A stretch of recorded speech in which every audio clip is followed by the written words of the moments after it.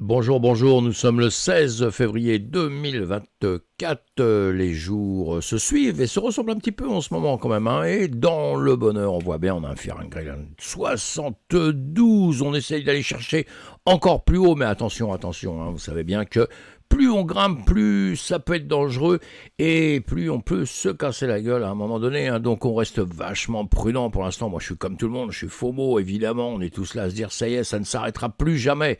Mais malheureusement, l'expérience me fait dire qu'à un moment donné, ça s'arrête. Évidemment qu'on ne sait jamais, on ne sait jamais quand, mais quand on est trader, on est prêt à tout ça, hein, évidemment, à chaque journée, j'allais dire, chaque minute, on est prêt à ça, à des retournements et tout à fait. Alors je dis pas à des catastrophes, mais je dis à des moments où il y a des pauses, à des moments où on va avoir des réflexions, à des moments où on vient récupérer des positions un peu plus basses, des moments où les gens vont récupérer un peu d'argent, vont prendre des bénéfices, et donc ça fait bouger les marchés, tout ça. Allez, on essaye de suivre ça à longueur de temps, on essaye de comprendre tout ça, et on est dans une belle période en ce moment. Je parle surtout pour la finance, quoi, hein, la finance, la bourse en règle générale, parce qu'effectivement, si on parle de la vraie vie des gens, comme on dit tous les jours, on voit plus de gens se plaindre qu'autre chose. Donc tout ça, on doit quand même le cogiter un petit peu, mes amis, hein. Allez, on avance. On va parler, évidemment, faire notre petite revue de presse, hein. Vous voyez, quelques sujets à traiter. On essaie d'aller relativement vite pour ne pas faire trop de blabla. Et j'aime bien faire les blabla. Alors on se retrouve évidemment sur Twitch. On se retrouve à différents endroits pour pouvoir commenter un petit peu plus tout ça et pour pouvoir prendre des décisions peut-être sur nos avancées ou nos trades ou le fait de dormir un peu. Tout ça, on a un BTC à 51 942. C'est pas mal quand même, hein, le TH à 2816, le TH qui suit toujours le BTC, le reste des cryptos qui suivent aussi le BTC, même si de temps en temps il y a des petites décorrélations, mais en général, le grand patron, c'est le BTC, vous savez que j'aime à le dire, et puis parce que j'y crois, hein, tout simplement, hein. Et voilà, Fahrenheit, comme je vous ai dit, 72, donc c'est chaud, hein, tout le monde est FOMO, tout le monde commence à être FOMO. Pourtant, il n'y a pas encore, il y a beaucoup de gens déjà dedans, évidemment, de plus en plus, je ne veux pas commencer à être négatif, mais on n'est pas encore entré en masse, hein, donc ça prévoit peut-être des belles journées, hein, s'il n'y a pas une cata entre-temps, hein, les news, calendrier économique, évidemment qu'on suit ça à longueur de temps, toujours les États-Unis, on suit la tech, évidemment, toujours les États-Unis, pour ceux qui sont avancés un peu dans le système, donc on écoute ça de près pour voir un peu comment on va trader dans la journée, si ça va bouger, pas bouger. Le Royaume-Uni ce matin, rebond plus marqué que prévu des ventes au détail en janvier. Donc voilà, des petites news comme ça qui nous aident justement à avancer. Ces ventes ont progressé de 3,4% le mois dernier, la hausse la plus importante depuis avril 2021, avec une contraction de 3,3% en décembre, contre une estimation initiale d'une baisse de 3,2%, a annoncé l'Office national des statistiques, l'ONS. Voilà pour Grande-Bretagne. Moi je vous mets des news évidemment. Comme vous êtes au courant, si vous me suivez, que j'ai fait un site internet où on retrouvera énormément d'infos dedans, dont les news, dont un blog aussi, où tous les matins vous pouvez aller voir les news que je vous donne sur justement les marchés, hein. Et là, je vous ai fait une analyse détaillée sur la performance du dollar et du yen. Donc, vous avez les chiffres que vous avez besoin justement pour voir un petit peu ce qui se passe, et je vous fais une analyse rapide de la situation. La force continue du dollar américain est un signe de confiance dans l'économie des États-Unis, malgré certains indicateurs de ralentissement évidemment. En parallèle, le yen japonais reste sous pression avec le spectre d'une intervention gouvernementale pour soutenir la devise. Ces dynamiques de marché reflètent la complexité croissante du paysage économique mondial, évidemment influencée par les politiques monétaires, les données économiques et les tensions géopolitiques qu'il faut suivre à longueur de temps. Les investisseurs doivent rester prudents et bien informés pour naviguer effectivement de ce contexte fluctuant. Toujours ces petites paroles-là que je mets à longueur de temps. Pourquoi vous devez être prudent et vous devez vous informer, mes amis. Nous, en 2-3 minutes, ça ne sert à rien de faire le bilan comme ça. Je ne le fais pas trop. Pourquoi? Pour une bonne raison, c'est que si vous écoutez cette vidéo 24 heures après, il y a des données qui ont changé, hein. Donc le but, c'est de vous mettre sur des chemins que vous devez regarder à longueur de temps. Et si vous avez plus de temps dans la journée, vous me retrouvez évidemment. Montez aussi un Discord où on va pouvoir communiquer à longueur de temps dessus, et comme ça voir les choses un peu en direct à longueur de temps, hein. Voilà. Allez, carte thermique des marchés boursiers, eh bien on voit bien entreprise européenne que je suis le matin au démarrage, évidemment, c'est pour ça que je fais mes vidéos Juste après, on a un marché, pas mal de vert quand même, hein, du vert, un peu de rouge, tout ça, du gris, hein, de la réflexion, hein, quand on est dans le gris souvent, et sinon pas mal de vert. Les marchés sont assez contents dans l'ensemble, nous sommes toujours d'accord, hein, il y a toujours un actif, il y a toujours une action, il y aura toujours quelque chose qui ne sera pas content, mais en règle générale, voilà, hein, 4,40 ce matin, le démarrage ce matin, le DAX, vous voyez, les marchés ont plutôt remonté avec des petits mouvements entre-temps, ce qui est tout à fait logique et normal. Carte thermique des marchés boursiers, s'il n'y avait pas de mouvement de hausse et de baisse en trading, on ne pourrait pas gagner d'argent, mes amis, hein, c'est fait pour ça. Hein. Alors, le marché américain, là, d'un seul coup, qu'est-ce qu'on voit en journée? On rebooste tout le temps un petit peu hein, quand on regarde, hein, pour ne pas se retrouver dans une mauvaise situation et mal voir tout ça. Voilà, bon, certains ont repris du rouge, attention, quand même des comment... euh, je trouve pas le mot, mais c'est pas grave. Hein. Certains, bon, voilà, certains ont pris du rouge quand même, on voit bien ça. Et sinon, dans l'ensemble, il y a beaucoup de vert quand même. Il y a quand même beaucoup de vert, mais les principaux là, à part Meta qui se retrouve dans le vert, hein, Google en moins et Microsoft en moins. Voilà, allez, on voit ça un petit peu aussi sur les graphiques après, mais je vous fais voir ça parce que c'est pour prendre l'habitude tous les matins quand vous réveillez, vous regardez un petit peu l'ambiance comme ça, qu'il y a déjà en général. Hein, c'est très important. Hein. Le DXY, évidemment, par rapport aux autres monnaies, on est toujours en train de grimper, on est en journée, toujours en train de grimper. On le regarde en 4 heures de temps. Il se comporte, voilà.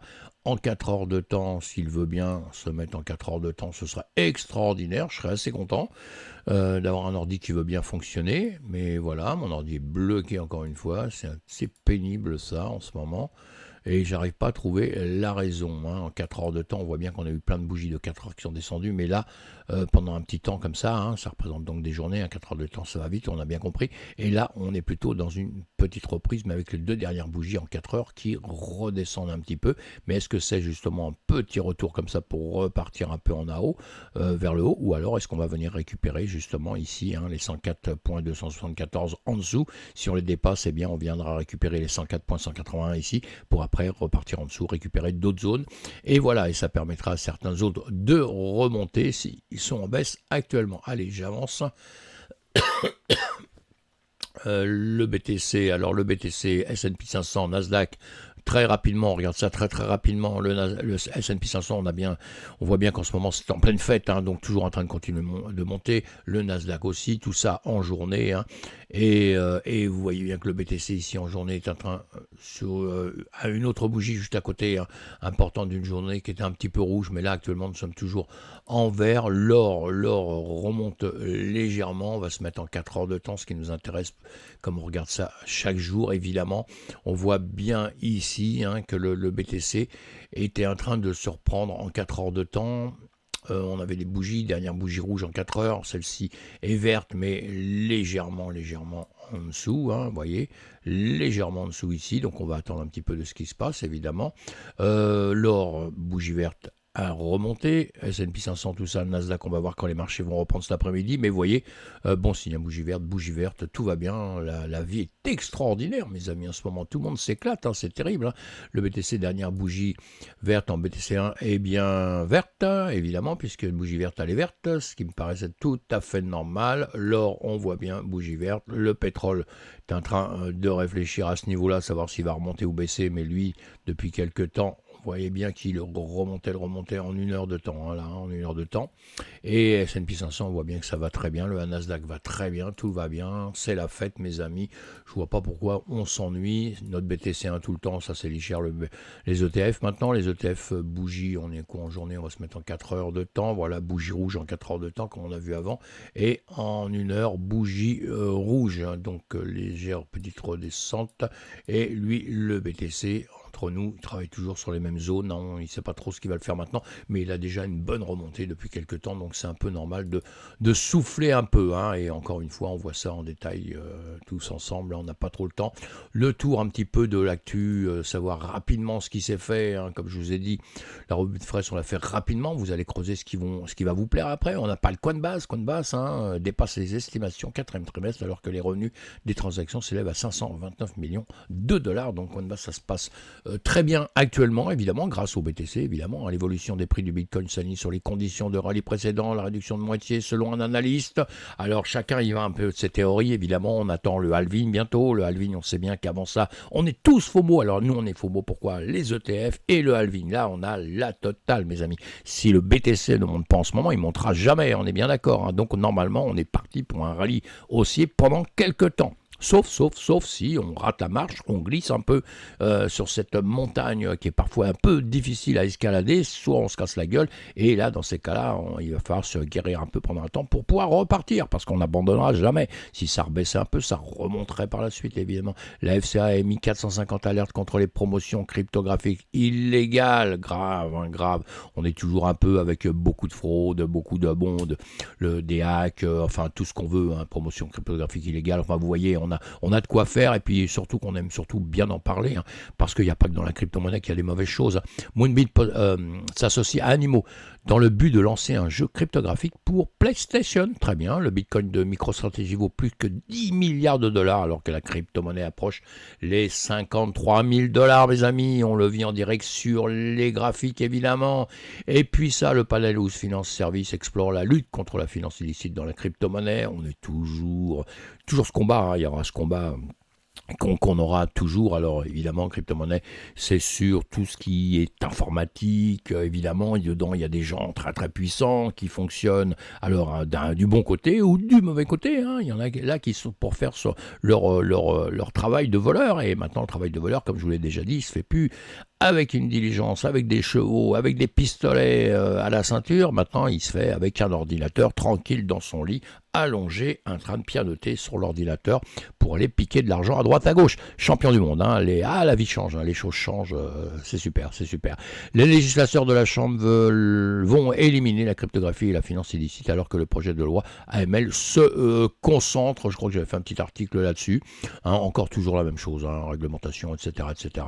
Bon, on essaye d'enlever tout ce qui va mal dans la crypto-monnaie, ou est-ce qu'on essaie carrément de supprimer la crypto-monnaie, hein? Mais maintenant c'est fini, hein, on ne pourra plus la supprimer. J'ai connu les époques, hein, où on nous tirait dessus à boulet, raccourci comme on veut. En tout cas, on nous tirait dessus, et puis résultat des courses, nous sommes toujours là, avec des inconvénients dans l'écosystème, évidemment, hein, mais tout ça, ça va se régler tout doucement. Et nous ne sommes pas les développeurs de blockchain modulaire Lava lèvent 15 millions de dollars, offrant des points de récompense appelés Magna. Alors pour ceux qui adorent, hein, les points de récompense, les airdrops, tous ces trucs-là, je vous fais des vidéos en fin de semaine pour résumer tout ce qui se passe dans une semaine, hein. Avant je le disais, jour après jour je disais les choses, maintenant je résumerai un petit peu ça pour se concentrer un peu plus, de plus en plus sur la chaîne, après sur le trading et sur l'info du BTC et tout ça. Mais moi j'adore l'écosystème, donc c'est pour ça que je vous parle un petit peu de tout, et vous allez creuser un petit peu tout ça, évidemment, hein. On survole l'actu, hein, évidemment qu'il y en a beaucoup, et vous devez aller creuser un petit peu ce chose-là. Tiens, Uniswap V4. Alors, lancement d'Uniswap V4 avec des crochets provisoires prévu pour le 3e trimestre, donc à suivre, on verra bien. Tiens, Aptos et Jambo s'associent pour responsabiliser les marchés émergents via le téléphone Web3. Voilà, bon, des petites news à aller voir, à aller creuser, hein. Les ETF à terme cryptographiques de Hong Kong connaissent des performances maximum au milieu du rallye du Bitcoin. Et évidemment, ça on l'a compris, Coinbase, comme je vous l'ai déjà dit tout à l'heure, évidemment que ça marche bien. JP Morgan, on en parle à longueur de temps aussi, tous les gens qui ont leurs idées un petit peu sur l'écosystème et qui avancent gravement. The Block nous dit quoi encore? Nous dit quoi? Bon, des petites news, on le sait, tout ça, hein, les ETF à terme crypto de Hong Kong, voilà, bon, ça, on vient de le dire, le Bitcoin et MicroStrategy, extraordinaire. MicroStrategy, on rêverait d'être MicroStrategy, mes amis, hein, mais bon. Passons chacun à sa place. Et Cryptos nous dit quoi? Toujours des sites qu'il faut aller voir pour, si vous voulez faire le tour de l'actualité. Le Hamas, c'est très peu financé. Et c'est une bonne nouvelle, ça, hein. Le Hamas, c'est très peu financé avec les crypto-monnaies, selon le Trésor américain. Le Trésor américain qui nous dit ça, puisque je vous ai communiqué hier ou avant-hier, je ne sais plus, un article où je vous disais que, bon, faut arrêter un petit peu de nous accuser tout le temps, qu'on est simplement là pour aider un peu les trafics divers, hein. On a l'impression que la crypto-monnaie, elle a été conçue que pour aider tous les pirates du monde, tous les voleurs du monde, tous les psychopathes du monde, etc. etc. Alors que non, pas du tout, c'est pas du tout comme ça, et c'est quand même relativement retraçable. Donc je pense qu'il y en a qui ont compris que c'était pas si simple pour eux, et qui passent par d'autres voies. Vous voyez, des voies plus simples, peut-être un peu comme le dollar, l'euro, vous savez, les billets, les billets, la monnaie, le truc, on met une allumette, ça peut flamber, hein, j'en connais qui l'ont fait dans le passé. On peut perdre ça facilement aussi, hein, d'une autre manière, ou se les faire voler très très facilement dans sa poche. Voilà, allez, j'arrête mes délires, je continue un petit peu les news, rapidement comme ça, hein. Et Cryptos tout le temps qui nous dit quoi? Binance, les États-Unis enquêtent sur son Trust Wallet, une vulnérabilité décelée. Puis apparemment, c'est une vulnérabilité qui était décelée et qui existe depuis pas mal de temps, hein. Bon, le Binance, on va pas lui tirer dessus encore, hein. On lit ça si on est intéressé évidemment et si on est impliqué sur un Trust Wallet Binance pour voir un petit peu les problèmes. Il n'y a pas de gros problèmes, mais il y a déjà eu des vols évidemment, mais il y a tellement eu des vols partout dans l'écosystème qu'on n'ose plus rien dire maintenant, hein. Et là, c'est quoi? Ripple fait l'acquisition de Custody et Trust Company et offre son offre de service. Ripple, voilà, qui se diversifie un petit peu, hein, et c'est bien. Ripple toujours là depuis très longtemps, hein, maintenant, depuis 12 ans, hein. Donc société qu'on peut pas négliger, on est obligé, même il y en a qui n'aiment pas, je le sais, j'entends ça depuis des années, on aime ci, on aime ça, on aime cela. Bon, chacun choisit son camp, chacun va où il veut. Ce qu'il faut, c'est de l'information, s'informer un petit peu. En tout cas, ce sont des sociétés qui résistent, qui ne font pas tous la même chose, hein, qui n'ont pas tous les mêmes ambitions, les mêmes envergures non plus, et qui n'ont pas du tout les mêmes besoins non plus. Mais nous, quand vous êtes devant, vous avez juste besoin de vous informer un peu de ce qui se passe. Carte thermique des coins crypto. Eh bien, plutôt gris là, hein, plutôt gris. Bon, allez, on a eu du vert, du rouge, on l'a bien vu, même si on baissait un tout petit peu pendant quelques temps, ce serait pas bien grave, vous allez toujours vous informer de ce qui se passe. On a une capitalisation boursière qui a grandi, hein, qui est repassée, qui revient vers des plus hauts, on les voit ici, hein. Bon, là, voilà, hein, 1,8 million, on a... Non, il y a deux, on est à 2, vous voyez les montants ici, c'est énorme. Bon, on a déjà fait beaucoup mieux, évidemment, mais on reviendra dessus dans très peu de temps, évidemment. BTC, Ethereum, toujours le même combat, hein. L'Ethereum suit toujours le grand patron qui est, ou la patronne qui est le BTC. Là, je regardais un petit peu, il était mieux sincèrement de trader le BTC que le TH, depuis qu'on avait fait des plus bas sur l'un et sur l'autre, hein, puisqu'on a fait les plus bas. Après, on commence à se dire à un moment donné, quand est-ce qu'on peut racheter pour repartir? Eh bien, quand on voit ici, là, on descendait sur le BTC, on a fait ce plus bas, après on est remonté. Bon, j'avais d'autres points de référence, hein. Moi c'était le marché tradi, hein. Quand on a repris le marché comme le marché tradi, je me suis dit bon bah c'est bon, on peut repartir sur le BTC, et on était sur ces niveaux ici, hein, puisque le marché tradi à partir d'ici, lui, il a commencé à monter, et nous on s'était effondré avec FTX, et après on a repris le chemin. Mais à partir de ce mouvement ici qu'on voit très bien, je vous ai mis cette ligne jaune ici, on pouvait le trader, et à partir de là jusqu'à maintenant, on est à 177%, donc c'était pas trop mal, hein, dans une ligne droite comme ça, hein, même s'il y a des petites stagnations, mais c'est pas revenu par ici, donc c'était bien. Et pour le TH, eh bien si on regarde ici le TH le plus bas, après il a remonté, mais il est redescendu, donc même si on avait pris des traders, on était forcé de les casser parce que l'on avait peur de repartir vraiment vers le sud. Et à partir d'ici, même topo, hein, qu'au niveau du BTC, puisque pour moi, encore une fois, c'est le champion du monde. Si lui décidait de repartir vers le nord, les autres partiront vers le nord. C'est ce qui s'est passé, donc à partir de là, on pouvait le trader aussi. Et là, on est à 102% à peu près, hein. Je vais vite à la cuillère. Donc, c'était mieux de traiter le BTC que le TH. Voilà, je réponds à ça parce que j'ai entendu certaines choses. Bon, après, chacun voit comme il veut, hein. L'important, c'est de trader, c'est pas simplement que d'en parler, hein, mes amis, hein. Performance plus hausse, plus basse, comme d'habitude, on doit toujours regarder ça. Là, sur coinmarketcap.com, vous pouvez regarder autre part, ce sera un peu différent parce que ça dépend le nombre que vous prenez. Vous pouvez prendre sur la totalité des cryptos, donc vous aurez des choses qui vont performer énormément. Attention, mais vous risquez de perdre 10 fois plus vite si vous ne maîtrisez pas tout ça. Là, on a Vichen, hein, qui s'est bien comporté, 27%. Hein, encore une fois, nous sommes en 24 heures, là, en 24 heures. Donc en 24 heures, très rapidement, le BTC ici, allez, le TH, hein, on aime bien les comparer tout le temps, le Vichen ici, et un autre, ah oui, que je regardais tout à l'heure, moi ce matin de bonne heure, le cacao, mes amis, hein, le cacao, vous regardez, vous avez ici, nous sommes en journée, on a la 200, la ligne 200, la 200 est très bon pour aller trader, vous voyez, parce que quand vous la suivez, quand vous suivez ça de près, à un moment donné ici, vous pouvez prendre un trade, vous voyez, on recasse, là attention, hein, parfois on recasse, on revient, recasse. Hein. Les traders, ils achètent, ils vendent à longueur de temps, vous voyez. Hein. Mais il y a des zones où on va repartir et des zones où on va laisser tomber, ou alors on va aller en short, évidemment. Mais là, si on compare ça un petit peu, à partir du moment où on avait pris cette décision-là, ici, on était un peu sûr, et là, à partir d'ici, eh bien, on a continué à monter, on n'est plus jamais descendu. Hein. On aurait très bien pu revenir, même pas, mais si on prend un trade à partir d'ici, jusqu'ici, on est à 89%. Si on prend un autre trade ici sur l'ETH, alors l'ETH, même topo, vous voyez, mais même topo, on monte, on redescend, on monte, on redescend. C'est à partir d'ici qu'on a pu prendre aussi un trade comme on a fait autre part, mais on ne l'a pas coupé après, puisque ça n'a plus bougé. Et là, on est simplement à 61%. Donc, moins d'ici, je vous ai dit que c'était mieux de trader le BTC que l'ETH. Le VET ici, si on le regarde, celui que je viens de vous dire ici, ici, on est pas mal, 167%. Hein. Et le cacao, parce que le cacao, regardez un petit peu, quand on le regarde bien, lui, eh bien, à partir d'ici, alors ici, toujours pareil, on prend des trades, on les recasse, on reprend des trades, on les recasse comme on, suivant le travail qu'on veut faire, qu'on doit faire. Et puis ici, à partir du moment là, on prenait un trade pareil qu'on a fait avant, mais là, on n'a plus besoin de les recasser, puisqu'ils ne repassent pas en dessous de la 200. Et quand vous regardez ici, vous avez 136. Voilà, c'est tout. Ce que je voulais dire, donc vous voyez, il y a d'autres choses dans la vie où on peut trader aussi, et puis voilà, où on peut s'en sortir. Il n'y a pas que la crypto-monnaie, mes amis. C'est juste pour ça que je vous fais voir ça. À bon entendeur, salut. Maintenant, la crypto, le BTC, on est bien d'accord, c'est le champion du monde. Les autres, c'est les champions du monde aussi. Mais le souci, c'est qu'il faut les maîtriser, parce que la perte va beaucoup plus vite que le gain. Voilà ce que je voulais dire.